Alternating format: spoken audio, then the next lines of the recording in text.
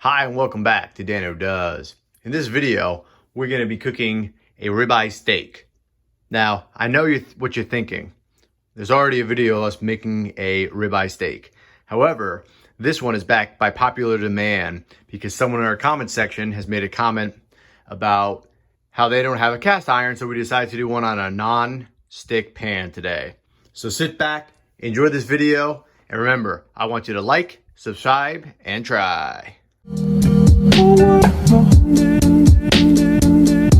We have two beautiful cuts of ribeye steak in front of us. What we're gonna do as part of our prep is we're gonna salt them beforehand. I've experimented with this a few times, and you can salt it anywhere between an hour before cooking or up to 24 hours between cooking. If you do anything less than an hour, it kind of takes away from it. So at a minimum, you wanna salt at least an hour beforehand. I like to use sea salt. It's my preferred salt to use.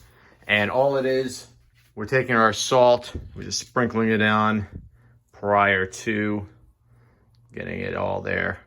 As you can see, beautiful marbling on these cuts. So this is gonna cook really well. Like we said in that intro, we're not gonna be cooking on that cast iron. We're gonna be cooking on a frying pan, non-stick frying pan, because not everyone out there has cast irons. I know that was something someone mentioned in the comments before. So in our last steak video. So if there's something you want to see or something that we're doing that you can't do at home, just let us know. We'll find a way to make it so that everyone can enjoy what we're doing. So got it on that side. I'm gonna spread it out a little bit. I'm gonna flip it. I'm gonna salt the other side. While we continue to salt these steaks, it would be a great time to give us a like on the bottom to help us out with the YouTube algorithm. Also, leave a comment about things you'd like to see.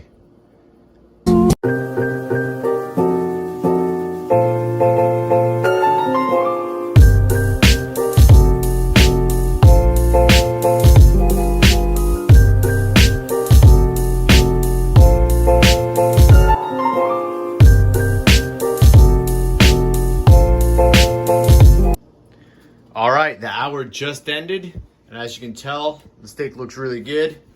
The thing that I want to highlight is you can see, I'll zoom in on it, the steak has some dark spots, just a little moist. That's from the salt pushing and dehydrating the steak out. So I'm just gonna give it a little brush to kind of help it out. And again, at the 30-minute mark, I rotated it. Normally I like to do about 2 hours, but just so I can kind of get this done and get it on film, I did it in 1 hour. And again, it's not that much of a difference once you hit that hour mark.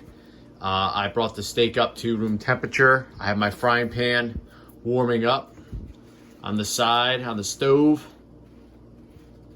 And I'm just gonna do a little bit of pepper. I'm not gonna do anything fancy, seasoning wise. Kind of in the mood for just a nice little bit of pepper. Salt's already in there, so we're good. We'll put a little pepper on here on both sides. All right, steak is seasoned, ready to go. All I'm gonna do is I had that frying pan nice and hot. I put 2 tablespoons of oil on it, of cooking oil. Today I decided to use avocado cooking oil. I have it nice and hot.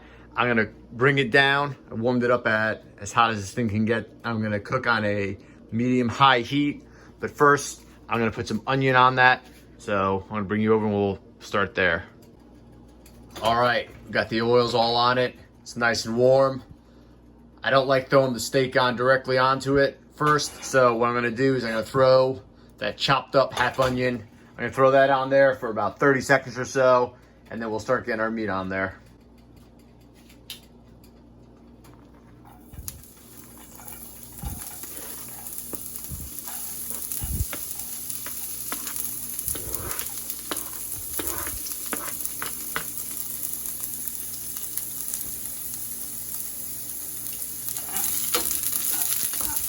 Kind of get this bad boy going. Again, this is on a high medium heat. I'll do this till it's kind of clear, transparent, about 30 seconds to a minute.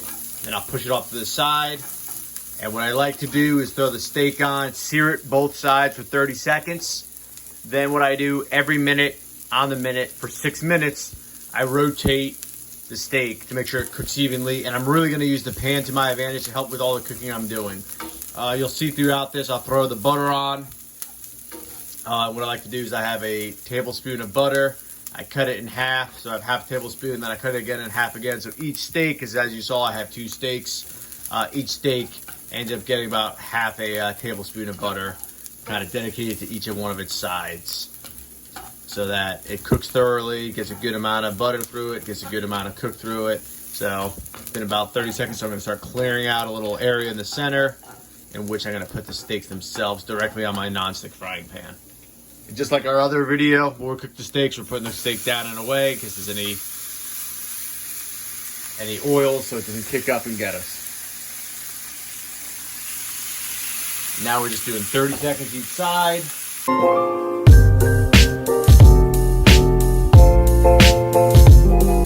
Nice, easy, pull it up. You need a help with your tongs. You have a fork, you can use a spatula, use whatever. Get a nice little sear. This is to cook it medium rare. The thickness on this, I think I'm gonna do.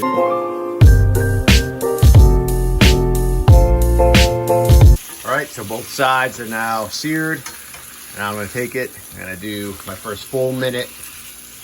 Again, it's gonna be 3 full minutes on each side. All right, so that's 1 minute. I'm gonna do my flip.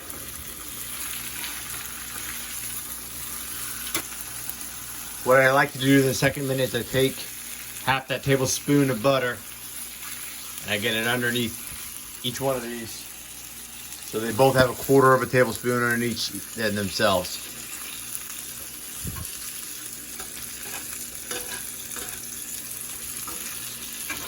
I like to sit it and then I kind of rotate it around, get the butter throughout the entire thing. What I like to do too is use the pan. See how I had the butter and the meat runoff going on? You can use that to our advantage.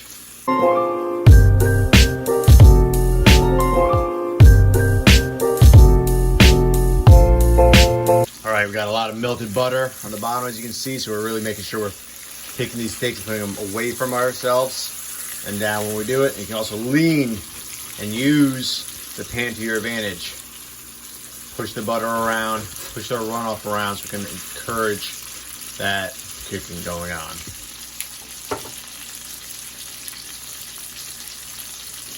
I'm gonna add the bay leaves now. So, throw a couple bay leaves in there. It'll help add to the flavor.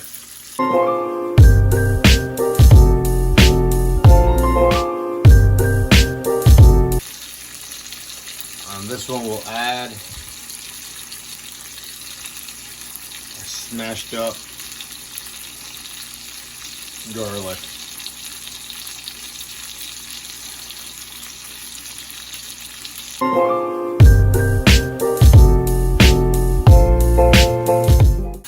Okay, so we've cooked it on both sides for 3 minutes. What we want to do now is let it sit. So I'm gonna put a top on it, take it off the heat, let it sit with the top over it for 5 minutes, and then take the top off and it will sit open air for the remaining 5 minutes. Okay, it's been 10 minutes, so let's see how it looks. All right. A little more cooked than I would have liked, but still at least a medium, maybe not so much a medium rare, but still is gonna be really good. Probably if we only did 2.5 minutes per side instead of 3 minutes per side, we would have had a more pinkish color and a more medium rare, but still gonna be pretty good. And with that, that concludes our video. Now stop looking and get cooking.